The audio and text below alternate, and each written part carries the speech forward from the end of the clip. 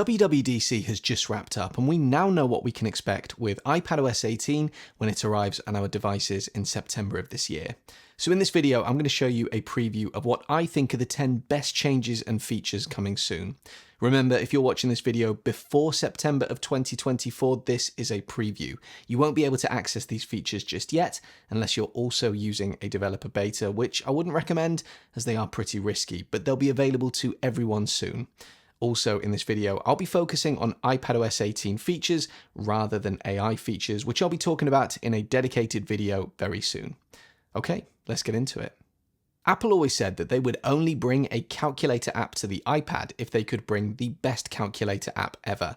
And I'll be honest, I was always a little bit skeptical about this. How do you create the best calculator app ever? Surely a calculator app is a calculator app. Well, in iPadOS 18, Apple may well have done exactly what they threatened to do, creating an incredible calculator app especially for the iPad. The first thing that you notice when you open the calculator is that it looks an awful lot like the existing calculator on the iPhone. So if that's what you're looking for, you're going to get everything that you want here. You can tap on the calculator options button at the bottom left of the screen and choose scientific to gain access to all the scientific math controls that you would want.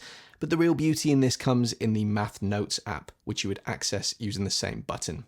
This works hand in hand with the Apple Pencil. So to get the most out of this, you are going to want to make sure that you're using an Apple Pencil along with your iPad. But the idea here is that this creates a kind of digital math notepad, the kind of thing that students are going to love. You take your pencil, you jot down mathematic calculations or equations, and just like magic, the app will complete those calculations and equations for you in your own handwriting. You can scribble things out and change them, and the end calculation will update in real time as well. The Maths Notes app is literally a version of the regular Notes app, but for math. So if this is something that appeals to you, I think you're going to love this new feature. The Photos app has had its most significant update since the Photos app was originally launched, with a complete redesign of the app that you notice the moment that you open it. Your Photos app is now essentially split into a top half and a bottom half, with the top half looking like the Photos app and the photo library that you're familiar with, and the bottom half now being home to a load of new content. The Recent Days section is exactly what it sounds like. It will show you photos gathered together by day in a series of pre-made collections. So if you know that you had an enjoyable weekend and it's Monday, you can simply go into Recent Days, tap on the relevant day and scroll through the images and videos all collated together for you. You can then use the ellipsis menu at the top of the screen to share all the photos from that day to another app, or maybe to a person or a shared library, making it even easier to access and share images and content. The People and Pets section has seen a significant improvement. You can now create groups, which is where you'll choose a specific group of people, and the Photos album will create specific memories based on all of those people being together. For example, I could create a group with myself, my wife, our 2 kids, and our dog, and by providing this information, the Photos app knows to use that group to create specific memories based off of that information. If you swipe down to move that new section down to the bottom of the screen, there's a new search option, which makes searching by months and years even easier, meaning that you don't have to do the endless scroll through your photos to find something in particular. Search in Photos has also been dramatically improved. A number of first-party Apple apps now have what Apple is calling the floating tab bar, which is almost like a mini dynamic island that shows at the top of specific apps. For example, if you open the News app, the floating tab bar gives you quick access to your Today feed, your News Plus feed, or your Sports, or by tapping on the magnifying glass, you can then search within News. You can tap the sidebar button to move everything over to the sidebar, which is where it would normally be, and you can press the corresponding button at the top to shift it back to the floating tab bar. The nice thing about this is that it means you can enjoy apps in more of a full screen experience with less of the app options cluttering up the screen. You can even add things from the sidebar to the floating tab bar if you wish, although this does seem to be somewhat limited to certain functions. For example, in the News app, I tried to add a specific publication to the floating tab bar and couldn't do this, but I was able to add my history, for example. It's still a nice feature that you can really customize this to only focus on the things that you're interested in. In my brief playing around with this, I was able to get this working in first-party apps like the News app, Books, the App Store, although a bit of a strange omission from this was the Weather app that I would have thought would have been perfect for something like this, allowing you to quickly tap through specific locations at the touch of a button. Apple showed off in the keynote how you can edit and customize the home screens of your iPhone and iPad, creating tinted icons, choosing between small and large icons, and being able to position apps pretty much anywhere that you like on your home screen, although interestingly, they are still stuck to a fairly rigid grid structure. One thing that they didn't show that I was able to figure out is the ability to create widgets directly from an app tile. So on a compatible app, if you tap and hold on the app tile for just a second, you'll see this new menu option appear that gives you the option of either keeping the app tile as an app tile or being able to quickly choose from the different widget sizes available. The reverse also works, where you can tap and hold on a widget, and if you decide that you'd rather just turn it back into an app tile instead of keeping it as a widget, you can do that as well. iPads are naturally the kind of devices that you're likely to share with other people in your friends and family group, so a very welcome feature that's come to iPadOS 18 is the ability to essentially lock apps. The way that you would do that on any app that you would like to restrict access to, you would tap and hold on the app tile on the home screen and you can choose Require Face ID. Confirm your choice, and this will essentially make it so that the app requires Face ID before it will open every time. This, of course, is a feature that's been around in apps like banking apps for a really long time now.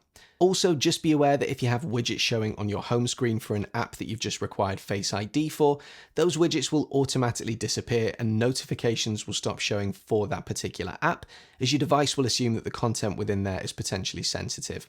If anyone were to try and access that particular app, they'll be forced to either input your passcode or confirm using Face or Touch ID.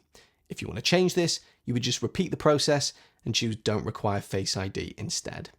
Freeform is an app that took me quite a while to warm to, but I'm finding myself using it more and more these days. And a new feature that Apple have added is the ability to create scenes, which you can then jump between. So one of the biggest problems of Freeform is also one of its biggest strengths, which is the idea that you're creating this potentially enormous, ever-evolving board. It can be quite difficult to get from one part of the board quickly to another, so the idea here is that you would use your two fingers to scroll into a specific part of the board, and then tap on the button at the bottom left of the screen, where you'd then choose Add Scene. Essentially what happens here is your device will treat anything within the screen area at the moment as a scene. You can then use the left and right arrows to jump between the scenes that you've just created, meaning that if you're working on lots of different parts of the board at any moment in time, this is a really quick way to navigate between them. SmartScript is a bit glitchy right now in the beta. It's very hit and miss. Sometimes it works, sometimes it doesn't. But when it does work, you really get a feel for just how amazing this feature is going to be when it launches properly on iPads later this year. The idea is to encourage people to do more handwriting on their iPads using the Apple Pencil. So if you're anything like me, one of the main reasons that you don't tend to handwrite on your iPad using Apple Pencil is that you don't find your handwriting especially neat. It certainly doesn't look anywhere near as nice as these specially curated sample documents that Apple always shows off in their keynotes.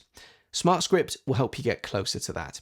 It essentially automatically neatens up your handwriting as you're writing along, whilst maintaining your handwriting to ensure that it still looks like something that you wrote. Like I said, I've not been able to get this to work flawlessly, although the developer beta that I'm using has only been out for less than a day as I'm making this video, so this is definitely something that I think will be improved in time, and it's a really great feature when it works. By the way, if you're enjoying the content here, why not consider signing up for my free newsletter, The Proper Weekly? I discuss tech news from the week, share links to content that I've been enjoying, as well as a tip for an item in the Apple ecosystem. The newsletter goes out each Friday, it's completely free, and you can sign up via the link in the description of this video or by scanning the QR code that you can see on screen. Apple have very definitely taken aim at password managers with their latest operating system updates, thanks to the fact that they're including a dedicated password manager app on all of your devices, iOS 18, iPadOS 18, and macOS Sequoia. The app itself, when you first open it up, will look pretty familiar, as it will show you a list of all your passwords, and just like you can in the current password section of the Settings app, you can tap into a password to view it, edit it, share it with someone else, all the kind of stuff that you'd expect. What you can also do is you can add the password to a group from here. You can add notes and other useful things as well.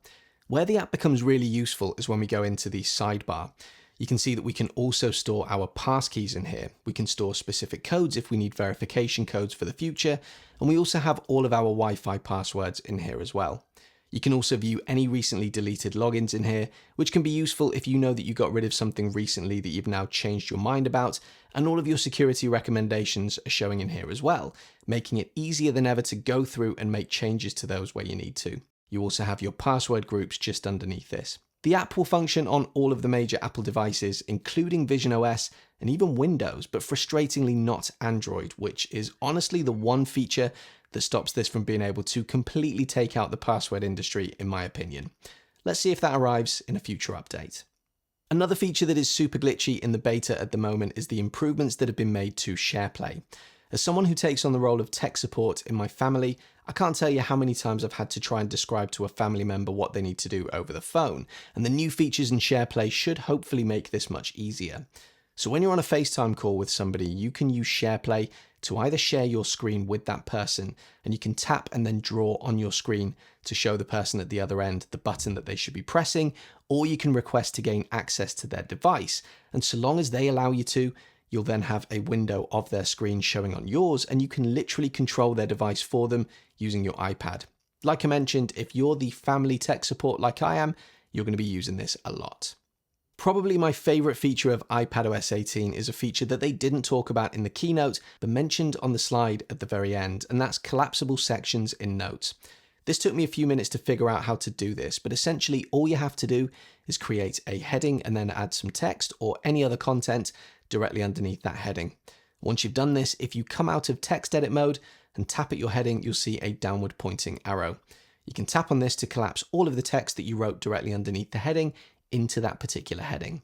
The only thing that you can't do, and a feature that would make this an absolute 10 out of 10 for me, is then grab those sections and move them about on the page, which would be a really convenient way to create chapters within a note and then move those chapters around as you need to. You don't seem to be able to do that here. It does just seem to be more a way of helping you to format and manage notes that contain a lot of content. So whilst it isn't perfect, it is a really good feature and something that I've wanted Notes to be able to do for a really long time now. So there you go, those were the 10 iPadOS 18 features that I was most impressed by. What about you? What did you like here? What are you looking forward to? What are you disappointed that they missed out? Drop me a comment and let me know. And as ever, if you found this video useful, do please consider leaving me a like and subscribing to my channel for more content like this in the future. See you on the next video.